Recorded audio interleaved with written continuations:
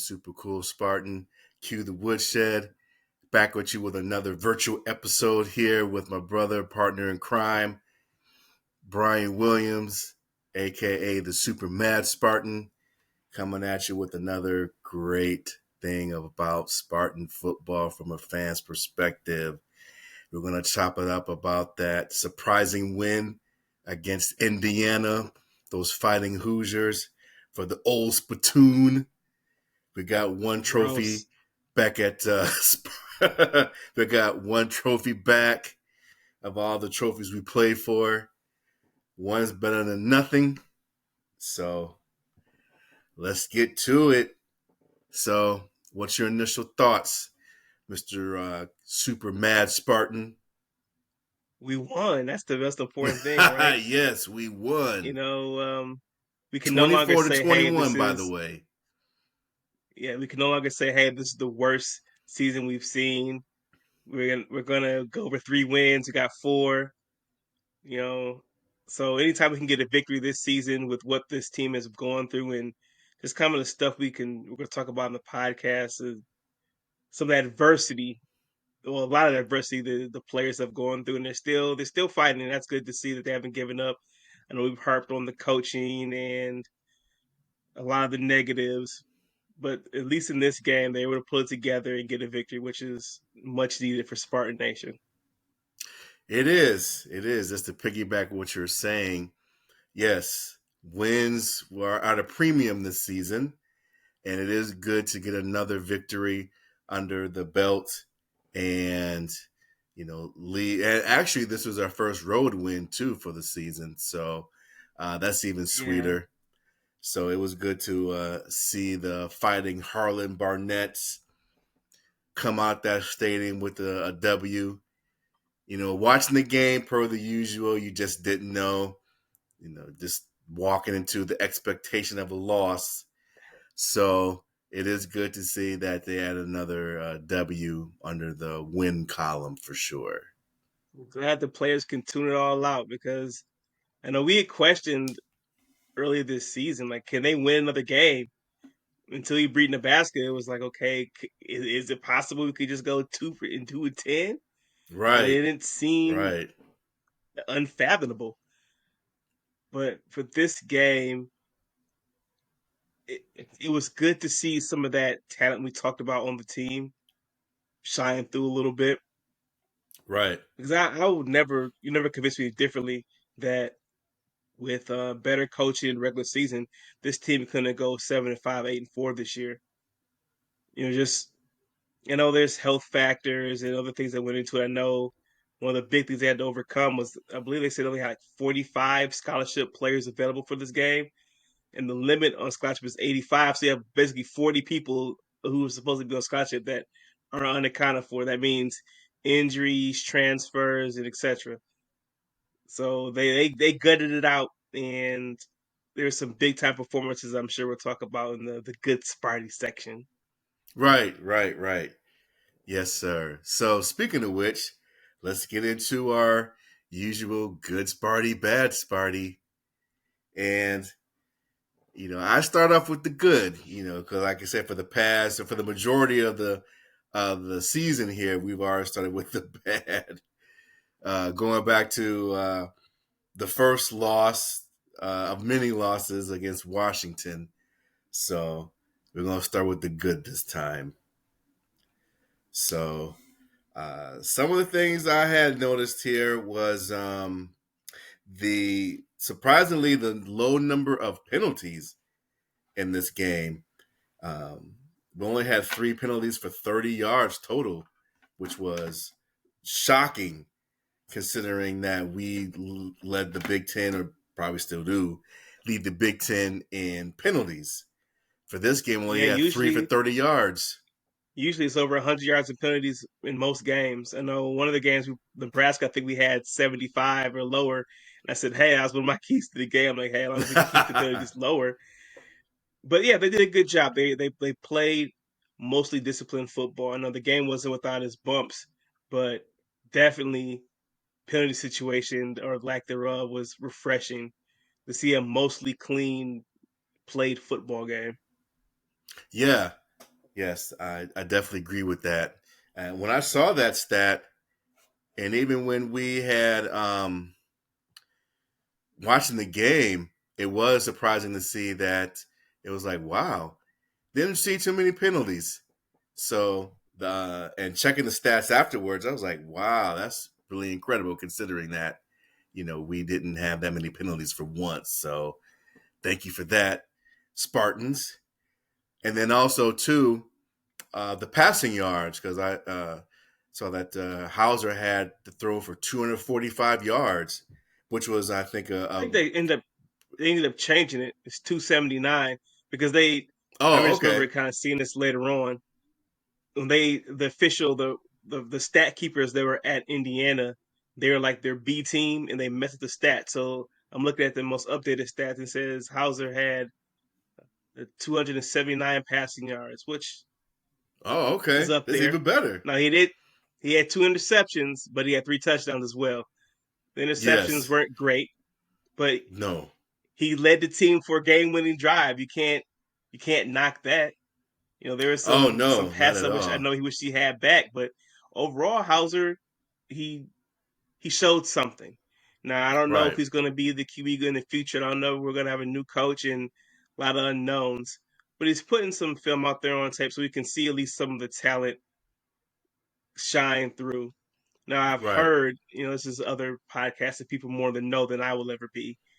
They were saying that maybe they should let Hauser play a little bit more loose because you can see there's some arm talent, but I don't think again, I don't know if Jay Johnson knows how to feature Hauser's arm talent instead of, what does Hauser do well? How about instead of tailoring the game plan to what Hauser does well, he just has him, run the offense. There's nothing seriously wrong with this running the offense, but if it's hurting your team, you gotta let him go out there and get a little bit. Because even in the last game winning drive, it was a broken play. The play breaks down. Mm-hmm. Hauser scrambles it outside the pocket. He sees Malik Carr, throws it up to him. Malik Carr catches it, absorbs the blow, gets on his feet, gets right, and gets in the end zone. And so, it's good to see a little improvisation. I can't even say the word. Yeah. A little improv. There Yeah. you go. Improvisation. Yes. Improv. So, well, that's good that they actually changed the stats for his passing, uh, because 279 is better than 245. Uh, Yes. but yeah, that was good to see. That was good to see. And speaking of Malik Carr, one of the things that was great were some of the spectacular plays slash catches that he had and Foster had. Because Yes. Foster had, that spectacular one-handed catch, that and shook off the defenders, ran it in for a touchdown. I was like, wow, that could kind of took me back to the D'Antonio days with some of the receivers that he had with that type of catch. So Yeah, Malik Carr it and was good to see those type of plays. Montorie Foster they both had 7 catches. I think Malik Carr had over 100 yards, and Montorie Foster Jr. was close to that. But again, like I've been saying, from Malik Carr, we've always seen the talent there. It doesn't necessarily always flash through. But this game, you got to see, okay, he's a Right, big body tight end, and he's a weapon in the offense. And it was good to see him being kind of the featured piece again. I remember a few weeks ago that mm-hmm. happened the same. I think it was Iowa. We saw them come out and try to focus on getting him the ball, but then he got hurt. And so that kind Right, of derailed that. But the offense looks better when he's involved in it. And that's been all year. right, And I will still contend that right, Michigan State doesn't have that undeniable, oh, this guy threat that you have to stop on offense. But I think they have enough solid players that, hey, if you give them opportunities, they can make something happen. And I guess we're seeing that now. Malik Carr, and Foster. And Foster, Foster Jr. has been coming on for a little while. Creeping up here and there. They hyped him up a little bit over the summertime. We're starting to see him make some big time catches again. I'm not saying he's like a Marvin Harrison Jr. or anything like that, but hopefully he can become a guy that he can be consistently counted on. That the teams that say, "Hey, we can't just leave him to his own devices because he could hurt us." right. Right, I agree with that. Is Foster the number one QB? I'm sorry, number one receiver since Mosley's out. I assume so. It's been such a mixed bag this year. Because even when Mosley was there, Matari Foster still got his looks. So hmm I think those guys are kind of 1A, 1B. Okay. Okay. Okay. And then one thing I saw too, which was surprising, was the overall time of possession because MSU had more of the ball possession wise than Indiana did.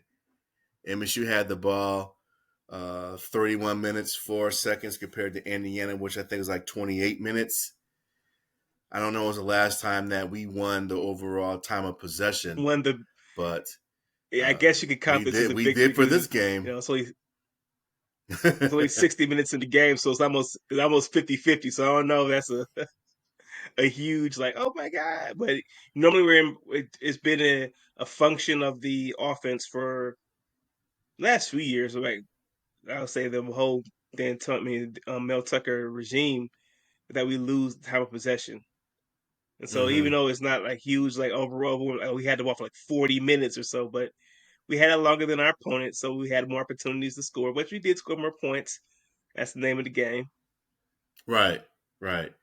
Now, back in the 2021 season, did we win the time of possession overall for most of those games, or was it a function of? Because I know No, during that season we had a good number of turnovers here and there, as far as getting picks and recovering fumbles and that type of thing. it was turnovers, and we had a lot of big play scoring drives. You'd have the 50-yard run by Kenneth Walker, or you have a bomb pass to Jalen Naylor or Jaden Reed, and so we had a more of a functional big play offense. So a lot of times they'd be you know busting teams up, and then our hmm defense they had a bend but don't break defense, and they'd bend it a lot. They didn't break a whole lot. A couple games it did obviously, but Oh yeah, for the most for part, that's why our sure. time possession was always lower. I was just wondering, in regards to the time of possession overall during the Tucker regime, if that was a consistent thing with the team or not. But in this game, hey, like you said, we had it more than Indiana, so that definitely was a plus in the good Sparty category. Yes, indeed. And it was also good to see us, at least when we needed to, sustain some offensive drives because the entire season has been plagued with three and out, three and out, three and out, or second down. We get a good first down play, second down play, then interception or fumble or something. So in this game, at least when the offense needed to sustain some drives, they did. And that probably goes back to the big time plays and catches that Foster and Carr had, to make those touchdown plays. In a lot of ways, uh, Indiana, Michigan State are like the same football team. Just that's why the Oh game yeah. looks so similar on both sides because Yeah. you could flip this game either way because it's really much a coin toss. State could have easily you know lost this game. It was very close. We had to hope and a prayer for a missed field goal, which especially how we lost last year in overtime. And I was sitting there thinking, like, I know they're going to make this field goal because this is type of season that we had. And finally got a small reprieve, missed field goal. Michigan State, you know, retained the lead. Thank goodness for the victory. Uh, just Indiana, like I said, they very much mirrored Michigan State in terms of the record was the same. I don't think Indiana had given up. I think we've had a harder schedule, obviously, than Indiana, and they've taken on the chin from a lot of bad Big Ten teams. And honestly, this is a game that Michigan State should have won, and it was a game we had counted on them winning in the beginning of the year. Because overall, Yeah. talent wise, Michigan State has more talent than Indiana. But with the injuries, it kind of evens out. With our coaching, who knows what to Right. get for them. But like I said, but Right. the stars that we were trying to, we needed to rely on, they came through. So that's like I said, I'm so happy for the players and Harlan Barnett. I know it has been a tough season. I know we bagged on the coaches a whole lot, but I don't think that anybody on the staff besides Harlan Barnett can at least keep this team coming out there and representing the university and not just rolling over. So I think that needs to be said more often. That the Right. coaching hasn't been great. Yeah, there's some seasons you have back, but in terms of being a leader of young men and then keeping the program from completely just bottoming out, like we had kind of assumed would happen, it didn't. So like Right. I said, shout out to Coach Barnett for keeping it together. Yeah, I agree with that. I most definitely agree. Yeah, the battle for the old platoon this year definitely was the toilet bowl trophy because, like you said, both teams entered the game 3-7. So, this is basically battle for the last place in the Big Ten. And Second to yeah, who's not going to be at the bottom of the barrel right, in the Big right. Ten That's what East at this least. game was in the East. So, um, yeah, it was good to pull that out for sure. So, um, and like we said before, definitely a good story that this was the first road win of the season for the team. Luckily, it did come to Indiana missing the game tying field goal at the end, and um, hey, it was a go green day. What can I say? Uh, it wouldn't surprise me if Tom Allen gets the boot after this season because he's really done nothing at Indiana. So probably another coaching vacancy in the Big Ten coming up. There's going to be a lot of coaches. The Big Ten is going to look very different next year. Uh, I know Kirk Ferentz has been around the longest, and he'll still be there. But I know Indiana. I mean, Iowa has to be looking too. Like, okay, I know Iowa won the Big Ten West, but it's more of an Again, indictment of the Big Ten West that Iowa won than anything else. Like, they're not a good football team, and they have a good defense, okay defense, but dude, they're winning games like 12-10 and 15, like just 15-13. primordial football. Just ridiculous. And they're gonna be sacrificed to Ohio State or Michigan, probably Ohio State, because we'll see what happens in Michigan. There's a lot of rumors swirling around there, and I know the Big Ten would want nothing more than Ohio State to just end it, so they don't have to worry about them anymore. But Oh yeah, back on topic, our fighting Spartans and their victory over right, Indiana. We right. got a little Victory lucky, for but that's fine. I'll take it. MSU. Oh 'Cause yeah, oh yeah. turnovers and missed field goals. Hey, the team made Indiana made more mistakes than Michigan State, and we won. That's all. Like I said, we won. Right, It's a victory for MSU, right, like you just said. right, right. So as we talk about as we talk about the good, gotta talk about the bad. Those rushing yards. Woo, rushing was not good for the Spartans. At least stats say about 70, 72 yards rushing overall. So when I saw that stat, I was like, whoa, that definitely was not a good look there with those rushing yards. And then at the Yeah. same time, we Um. gave up a lot of rushing yards. I mean, we only had 72. Indiana had over 200 rushing yards. Like, wow. What was their passing yards? What it's all That's right. So there's reasons for this, and yes, they are bad Sparties. I feel like the running game was effective enough. It was timely with Jaron Mangum and Nathan Carter, who unfortunately got hurt, and we don't know if he's going to be back next week versus Penn State, which is oof. But they right. had some runs here and there to keep them honest. But yeah, overall, it wasn't great. I believe we have some O linemen out. The starting center, Nick Samick, is probably done. Well, yeah, they said he's done for next week, so that's basically the end of his season, end of his Michigan State career. And so your starting center Right. goes out. You already have tackles out. So we have, we're having problems with bodies. And they couldn't run the ball. But I'll say this, the offensive line, they pass protect very well. I don't remember Hauser being thoroughly, panicked all day with people in his face. So yeah. And the defense, Did we're Hauser on get to our sacked at all fifth in and this sixth game? string. He got sacked. I can take a look. I can't I'm sure remember he if Hauser did, but got sacked in this game at all.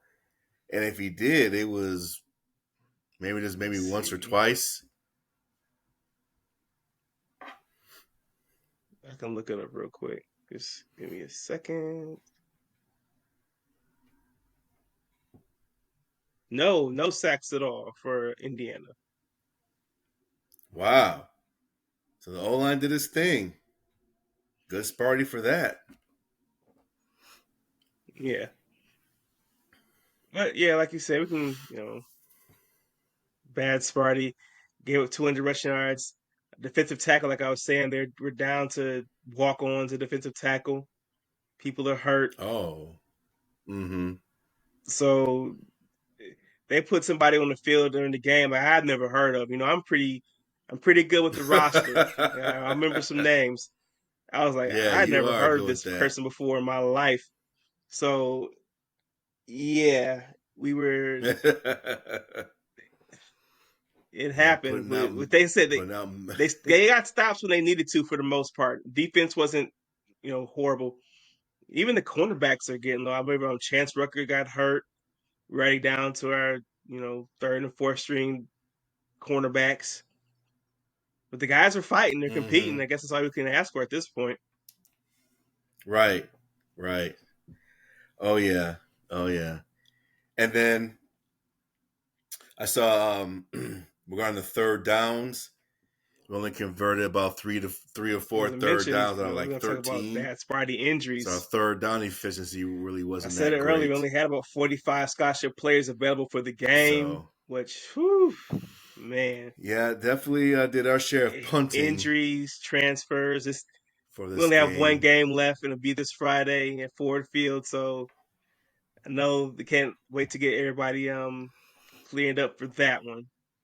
And also too, we talked about the turnovers also, and we had more turnovers than Indiana. I mean, we had 2 to their 1. They had a fumble that we recovered.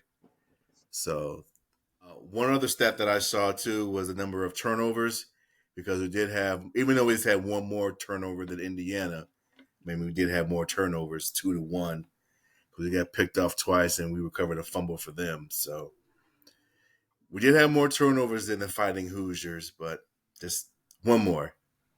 So had to put in the bad Sparty category. Yeah, I think Hauser had 2 interceptions and fumble, and some of those. One of those interceptions was a really bad pass, like going into triple coverage. It was like, what are you doing? Oh But yeah, he still. We have to, yeah. as a fan base, we have to give Hauser some grace because he's still only a redshirt freshman, right? Like is his first like real game action since high school, and even in high school he shared the starting QB role. So this is his Oh, I didn't first know year, that. being full time college quarterback. So I know there's been some ups and downs, and even if we go back to Kirk Cousins, he wasn't super awesome his redshirt freshman year, but you could see the Mm-hmm. talent there. And I think we've seen some things with Hauser going forward. Now again, we don't know who's going to be here. We don't know what the new coach staff is what they're going to do.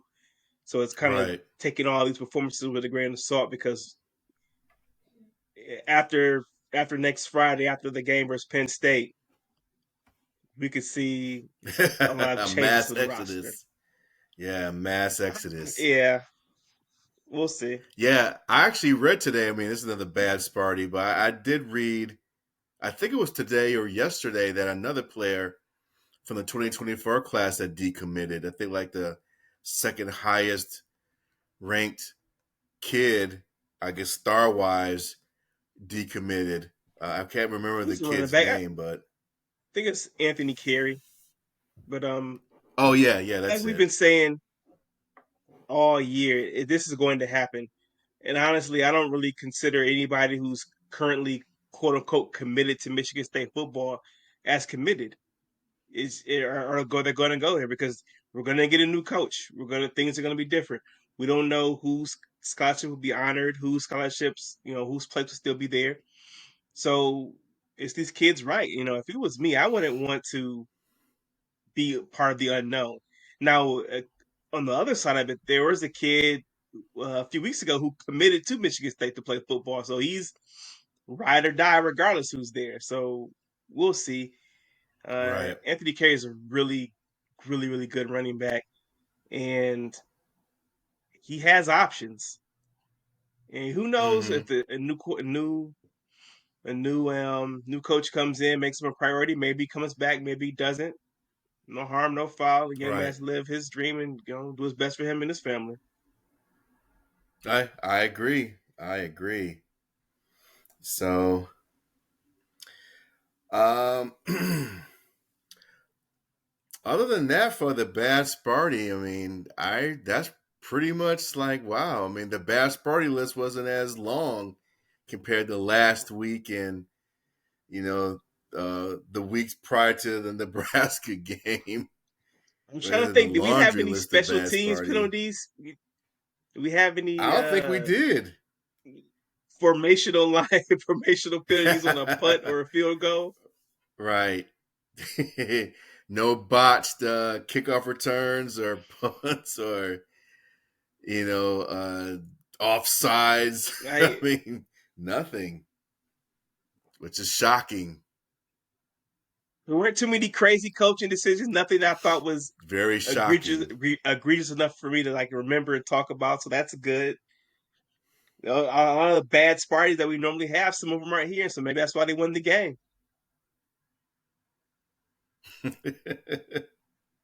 So we were talking. Oh, sorry. So we were talking about the coaching search coming up, or it should be ending soon, since we only have one more game left. So, what are your thoughts, Mister Super Mad Spartan?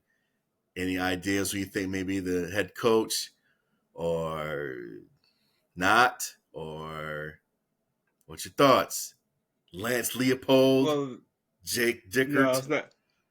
No, but definitely not Jake Dickert.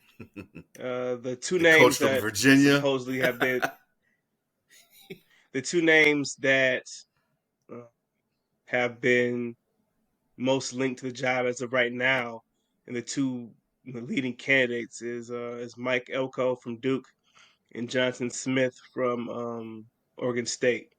Those are the two guys who have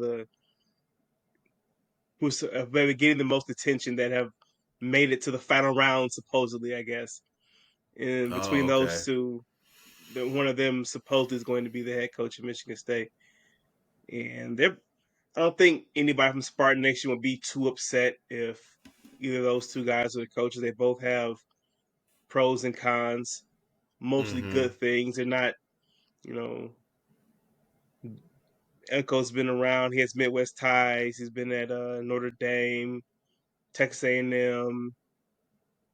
He knows how a big program is supposed to look like.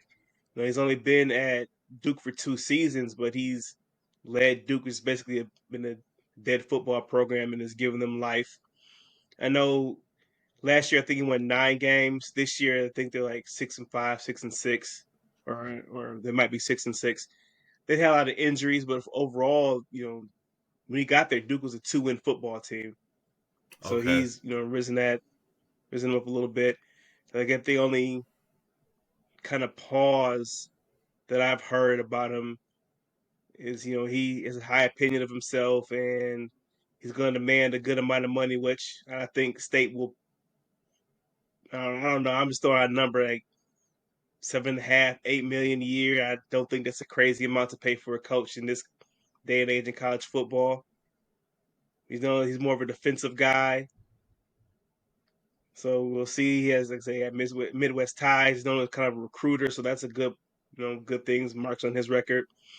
And Jonathan Smith, he's turned around Oregon State, which has been a dead football program for as long as I can remember. They've only been good last 2 or 3 years, and he's rebuilt and remodeled that whole program.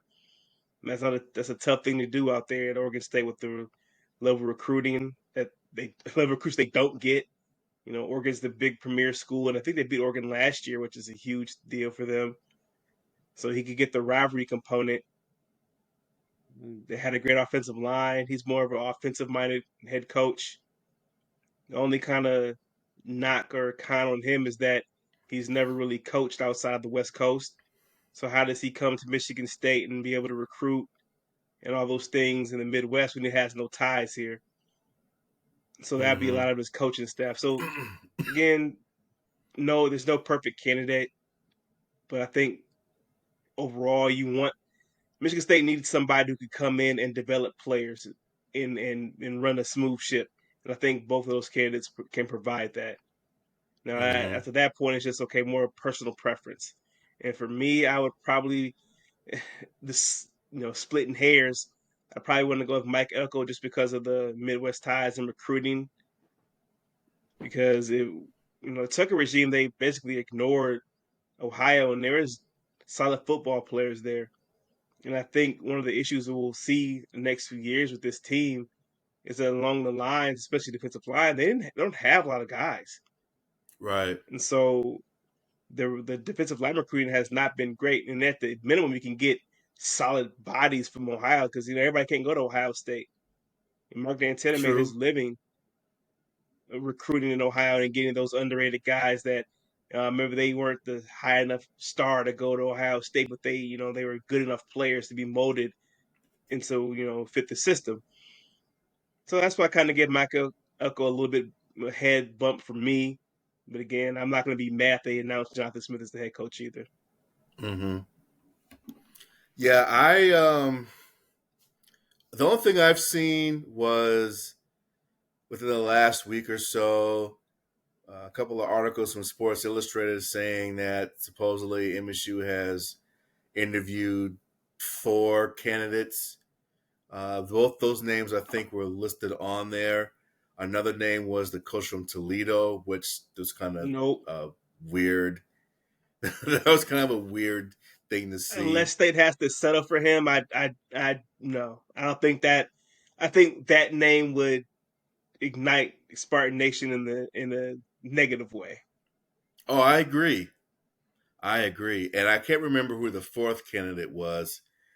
Maybe the guy from Wake Forest. I don't know. I can't remember, but yeah, I really can't get a good feel for what's going on with this coaching search. Who's the interviews and who may be a good candidate and who not. I guess for me, I rather see someone who is more offensive minded than defense because the last few coaches. Well, I guess really going back to D'Antonio, and I'm not saying it's a bad thing, but I think MSU really needs a redefining or reimagining or something with that offense, and just to see this from this year alone, just the lack of offensive punch that we had. Granted, it was a combination of bad coaching, players who really couldn't make anything happen. I mean, it's a myriad of things, but I definitely would like to see someone more offensive minded for the head coaching job. And if it's a coach who is more, a defensive guy, hire an offensive coordinator who really can make the offense dynamic, and I think this is something we've talked about quite a bit, having an offense that can really attack the opponent's defense, someone that can really dissect the defense as opposed to just kind of, we're going to do this, we're going to do that, and we're not going to make that many adjustments. We're going to keep running our system the way it is, and what happens happens. I mean, that seems to be the kind of offense that we've had for a while. Outside of the 2021 season where we had this Kenneth Walker, because at the end of the day, when things don't go well, give him the ball, boom, he'll get you 15, 20 yards, maybe you take it to the house. So I think you mentioned, yeah, make a good point with them. I think even for both candidates, it depends on the staff, who they're going to, the coordinators. I think that's the biggest deal. mm-hmm. And so with Jonathan Smith, okay, will he want to hire people he's never worked with to get those Midwest ties, to have some coaching staff, people available to help him out with that? And okay, how does that work? How does he know people here? And so Mike Elko, to your point of, all right, he's a defensive guy. I know he has a pretty good quarterback with them right now, and they run a fairly good offense at Duke. But again, what is he taking his coordinators? Is he bringing his own guy in? Is he, you know, is he allowed for adjustments? Because to your point, even with Tucker, you could see like, okay, this is our offense that we're going to do. It's like, okay, how about we have an offense that schemes to attack teams' weaknesses within our own framework? And Right. I'm sure they try to do it, but at the end of the day, sometimes it just looks like we're just running plays. We're not. There's no game plan. Right. Exactly. Exactly. So yeah, and yeah, Oregon State, they just they took it to Washington this past Saturday, from what I remember, and they only lost by a couple of points, but they definitely gave Washington a run for their money this past Saturday. And He as far competed, as yeah, and yeah, that's the thing we haven't even seen. Like we can't. We right now, our team is incapable of competing against top 15 opponents. right, And for Oregon State to go toe to toe with Washington and basically have a chance to win that game, that speaks to the level of coaching that you're getting from Jonathan Smith. Because I Washington agree. just eviscerated us off the map. By halftime, after 5 minutes into the third quarter, they're benching all their starters and stretching out, ready to go home. Oh yeah, oh yeah, You didn't yes. say anything with Mike Elko when he's played Florida State. They've had Notre Dame. Like those are close games. They competed. You figured they were going to win those games. Like it was there for them. Mm-hmm. And I know it's a low expectation right now. Like, damn, can we just compete? Can we put some pressure on these teams and make them sweat? Like, hey, Or no, make I them know we sweat. beat them, but it was a Right. battle. Yeah. Yeah, And that's I definitely think you can get lacking. that element from both coaches. So I said I'm just excited for them to announce a new head coach.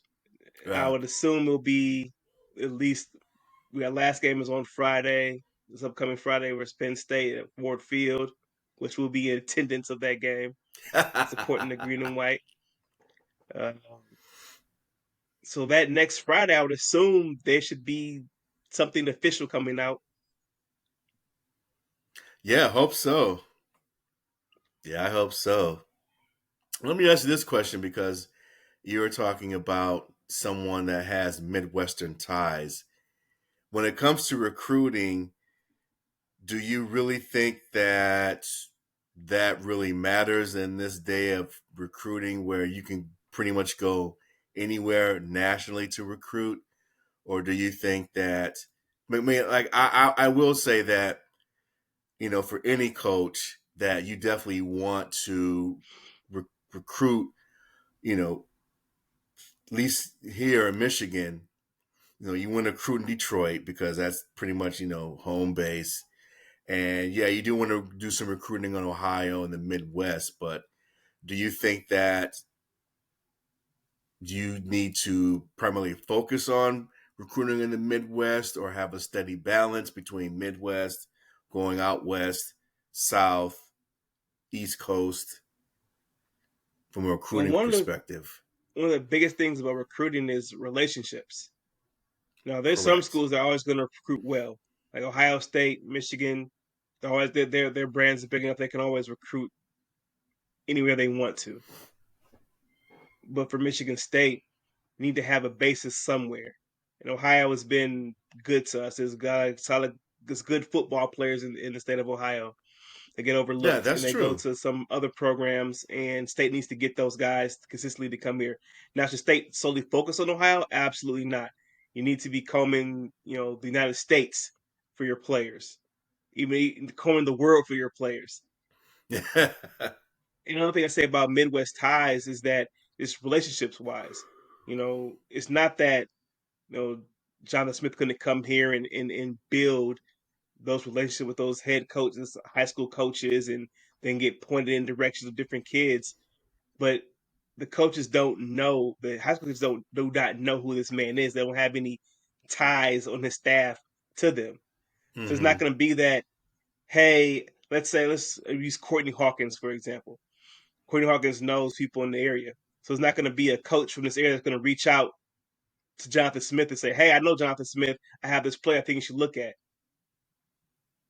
That's Yeah, hard I to got what do. you're saying. Now you have a Courtney Hawkins who's been around. They might be more apt to say, "Hey, Coach Hawk, I know you guys are always recruiting, looking for good players. I have this kid. It's kind of under the radar. Once you come take a look at him, he might blow up." Now Hmm. that's a tip you could need, because if you start that relationship early with that kid, all right, that leads to maybe you getting a commit down the road. Now none of this Right, stuff is 100%, but it doesn't hurt either.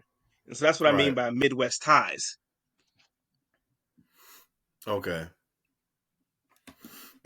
So, So it's not the yeah, end that all was be just. all, but I think it is a factor. Hmm. Yeah, I understand that aspect as far as you want to have some coaches on your staff who are familiar with the hotbed areas that you regularly get kids from or get tips on. So I understand that.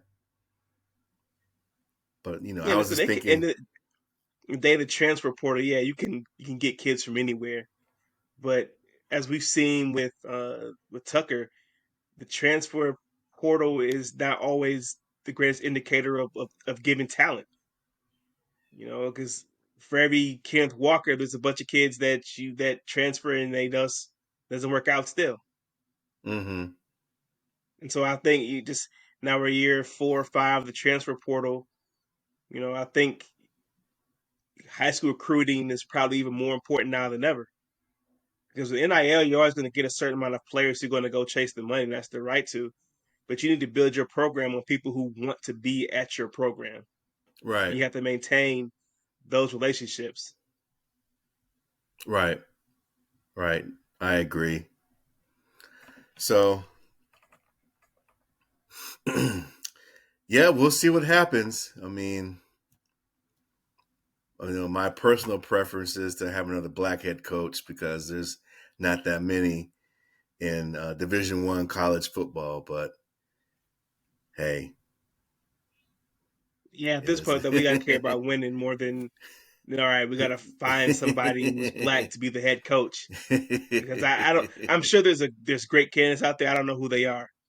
And you mentioned about not knowing a lot about the search, because Alan Haller has kept this whole thing very close to the vest.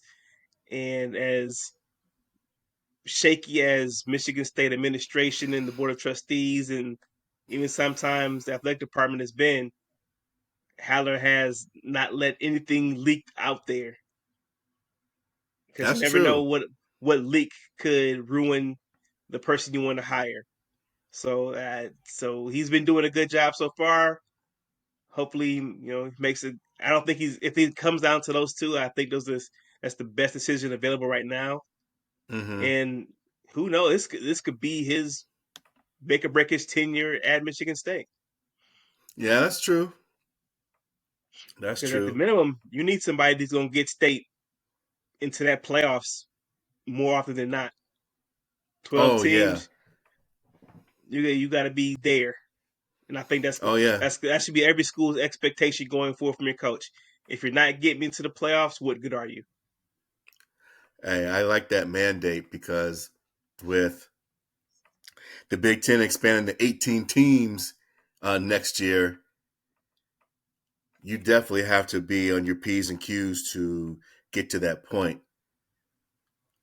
Because, like, with USC, UCLA, uh, Oregon, and Washington, basically the top programs in the Pac-12 coming in, yeah, you definitely need to have your program right there in the thick of things.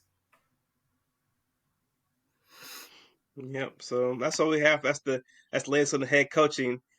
Guess we should focus on our next opponent, good old Penn State.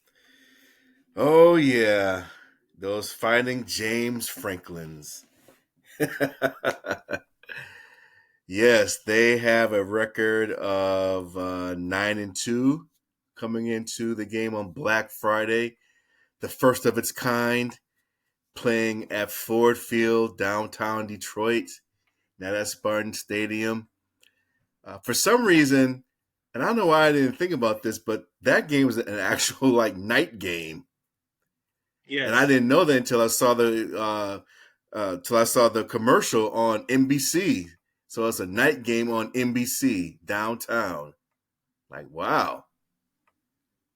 I don't know how you missed that, but yeah, what time do you think the game was going to be? You gonna have it midday Black Friday, I thought it was like at least like a 5 o'clock game or 6 o'clock game. I mean, I don't know. which should be a night game regardless. But yeah, anyway, um, yeah, They just, I yeah. don't have high expectations for this one.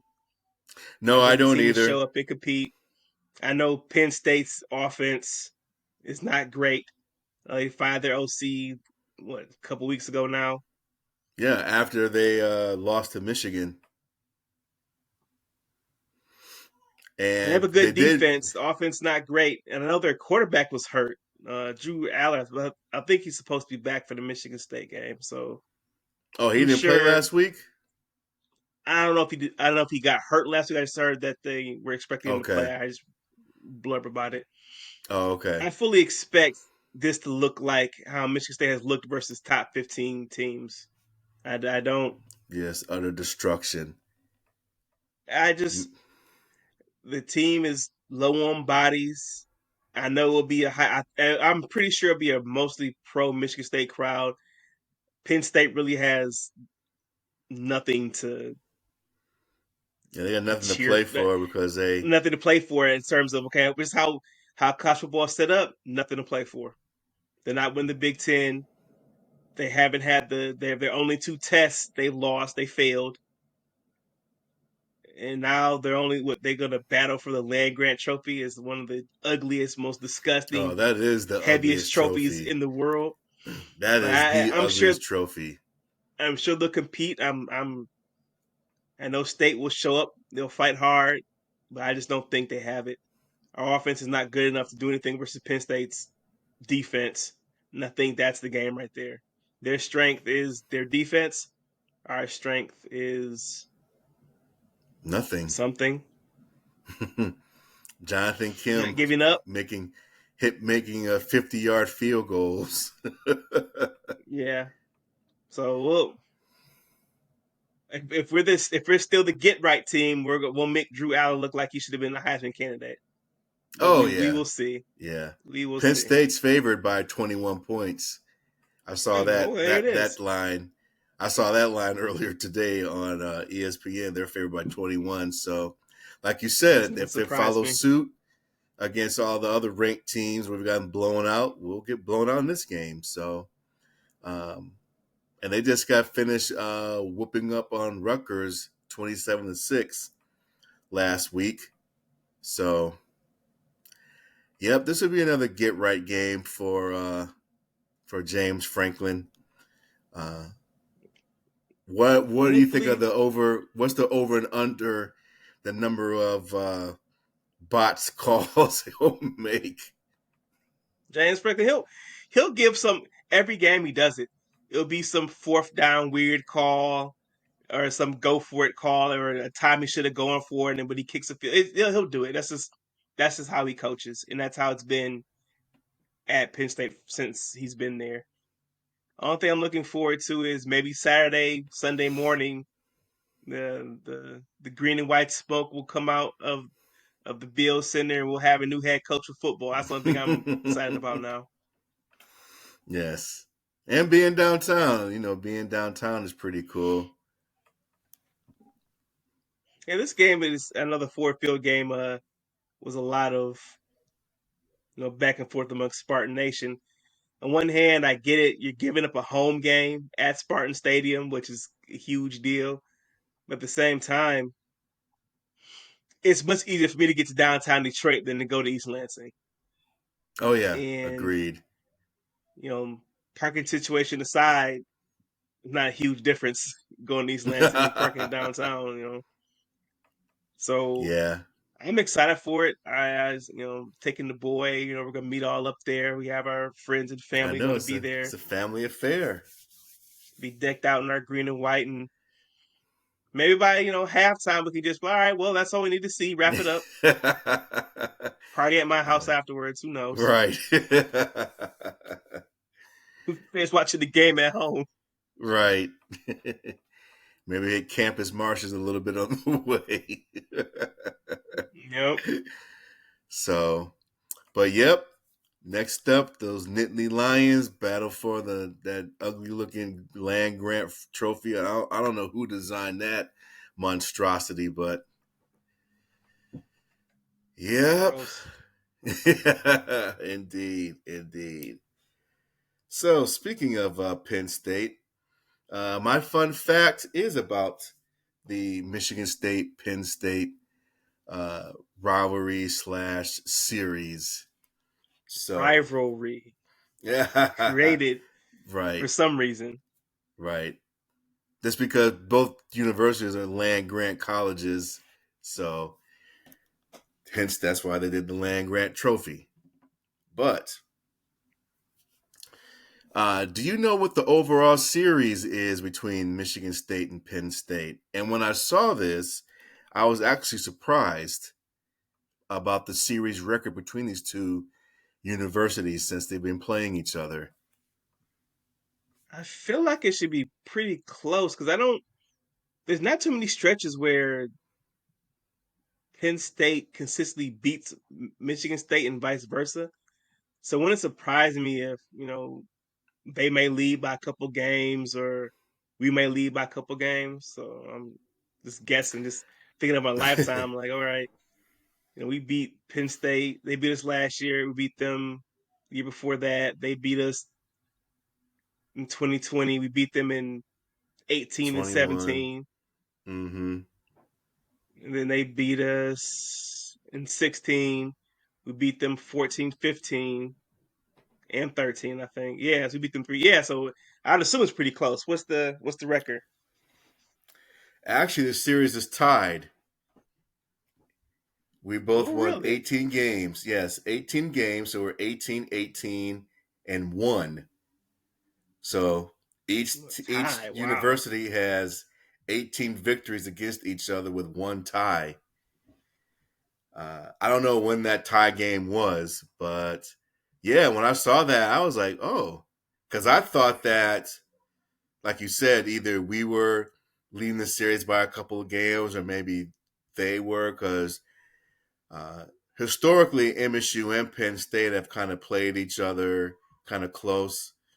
I mean, within the past several years, we've either battled to be in third place in the division or sometimes, you know, second place behind Ohio State. So, yes, but the series is tied up 18, and 1.